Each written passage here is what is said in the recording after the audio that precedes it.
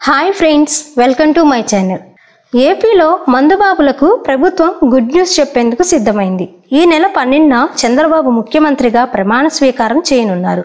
ఆ వెంటనే జగన్ ప్రభుత్వంలో తీవ్ర విమర్శలకు కారణమైన లిక్కర్ పాలసీ రద్దుకు సిద్ధమవుతున్నట్లు తెలుస్తుంది. అదే సమయంలో ప్రస్తుతం ఇబ్బందికరంగా మారిన మద్యం అమ్మక విధానం రద్దు చేస్తూ పాత పాలసీ ప్రకటించనుంది. దీంతో పాటుగా పాత బ్రాండ్ మద్యం అమ్మకాల ప్రారంభానికి రంగం సిద్ధమవుతుంది.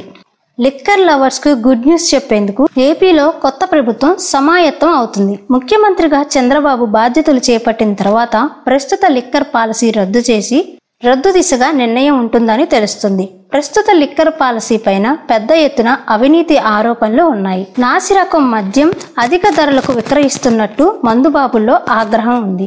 గతంలో తాము తీసుకునే బ్రాండ్లు అందుబాటులో లేకపోవడంతో మందుబాబులు అనేక ఇబ్బందులు పడ్డారు.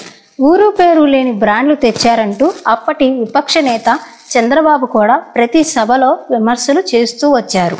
నాణ్యమైన బ్రాండ్లను తాము అధికారంలోకి రాగానే అన్ని నాణ్యత కలిగిన బ్రాండ్లను మాత్రమే అందుబాటులో ఉంచుతామని ప్రతి సభలో ఆయన మద్యం ప్రియులకు హామీ ఇచ్చారు. ఏపీలో మద్యం దుకాణాలు ప్రభుత్వ ఆధ్వర్యంలో నడుపుతున్నారు.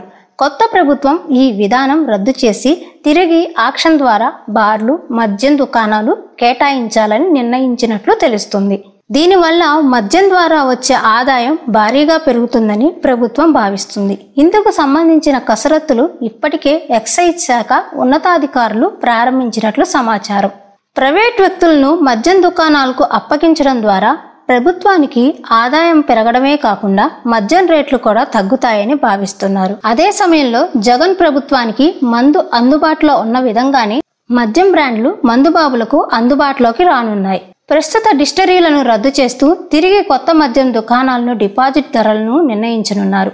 గతంలో అమలు చేసిన మద్యం విధానం పైన ఆరోపణలు ఉండడంతో విచారణ చేయించే అవకాశం ఉందని తెలుస్తుంది.